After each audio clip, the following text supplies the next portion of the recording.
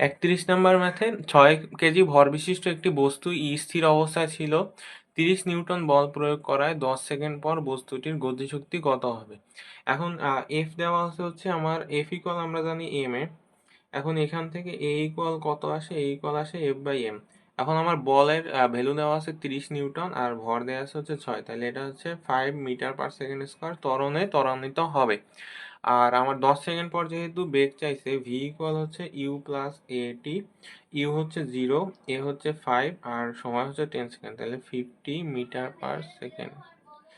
আর আমার তখন গতিশক্তি কত হবে? হাফ ইন্টু এম, ভর দেওয়া আছে কত? ভর দেওয়া আছে 6, ভি স্কোয়ার 50 স্কোয়ার, তাহলে 0.5 into 6 into 50 square, 7500 joule. 32 number ম্যাথে 1 ইন্টু 10⁻³ কেজি ভরের একটি মোটর গাড়ি 70 কিলোমিটার পার আওয়ার বেগে চলছে। একই গতিসম্পন্ন হতে হলে 300 কেজি ভরের একটি মোটর সাইকেলকে কত বেগে চলতে হবে? এখন আমরা ধরলাম ফার্স্টের গাড়িটার আমার ভর দেওয়া আছে হচ্ছে 1 ইন্টু 10⁻³ কেজি, তারপর এটার বেগ দেওয়া আছে হচ্ছে 70 কিলোমিটার পার আওয়ার।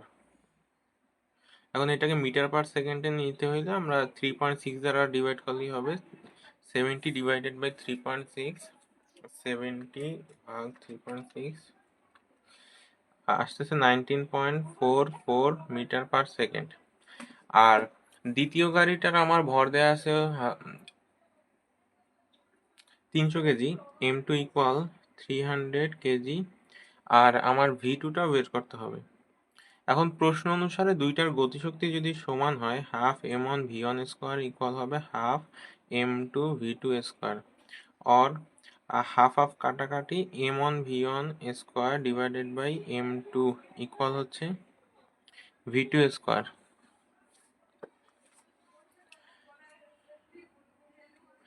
এখন আমরা যদি v2 স্কোয়ারের মান বের করি, v2 equal root m1 v1 square, তাহলে m1 এর ভ্যালু হচ্ছে 1 ইন্টু 10⁻³ আর v1 এর ভ্যালু হচ্ছে 19.44 স্কোয়ার ডিভাইডেড বাই হচ্ছে m2 300।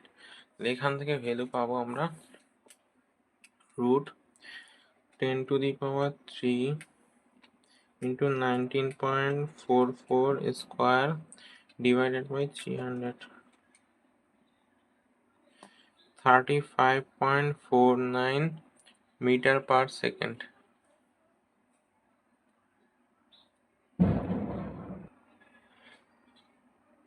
এটাই হচ্ছে অ্যান্সার। এখন আমার ফরম্যাটটা যেহেতু কিলোমিটার পার আওয়ারে দেওয়া আছে, এটার সাথে 3.6 মাল্টিপ্লাই করলেই হবে, আসতেছে 127.77 kilometre per hour.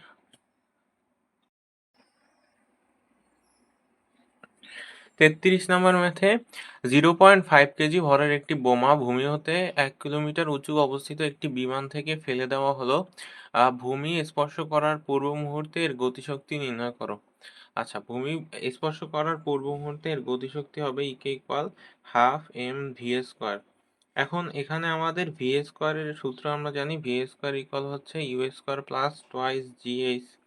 You square যেহেতু এখানে শূন্য, আর 2 ইন্টু 9.8 ইন্টু আমাদের এইচ হচ্ছে আমরা কত উঁচু থেকে এটাকে ফেলছি, এটা 1 কিলোমিটার উঁচু থেকে ফেলছি, তাহলে এটা হচ্ছে 1000 মিটার। এটা হচ্ছে আমার ভি স্কোয়ারের ভ্যালু। এই ভ্যালুটা বসাই দিলে হাফ ইন্টু আমার বস্তুর ভর দেওয়া আছে হচ্ছে 0.5 ইন্টু 2 ইন্টু 9.8 ইন্টু 1000 ইকুয়াল আসতেছে 0.5 ইন্টু 9.8 ইন্টু 1000, 4900 জুল।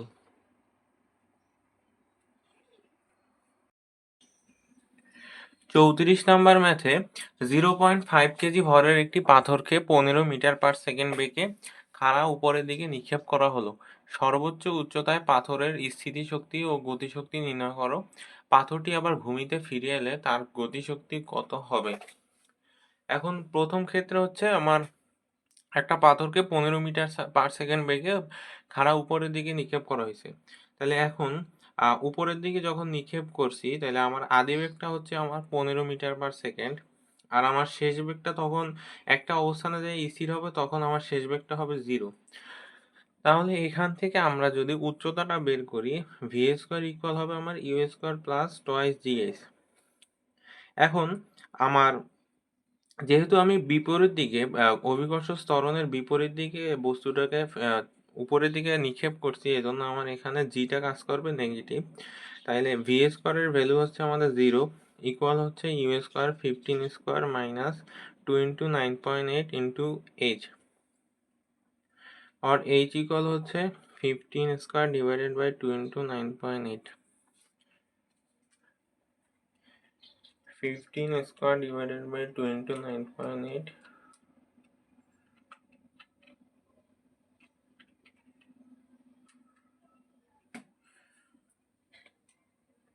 ইকুয়াল আসতেছে 11.47। এখন এই উচ্চতায় আমার পাথরের স্থিতিশক্তি হচ্ছে mgs, ইপি ইকুয়াল হচ্ছে mgs, তাহলে এম হচ্ছে 0.5, জি হচ্ছে 9.8, আর উচ্চতা হচ্ছে 11.47।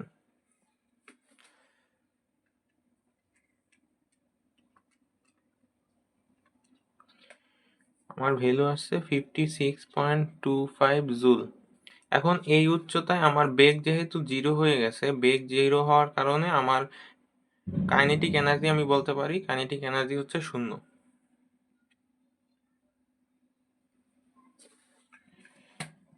আর দ্বিতীয় অংশে আমার চাইছে যে পাথরটি আবার ভূমিতে ফিরে এলে তার গতিশক্তি কত হবে।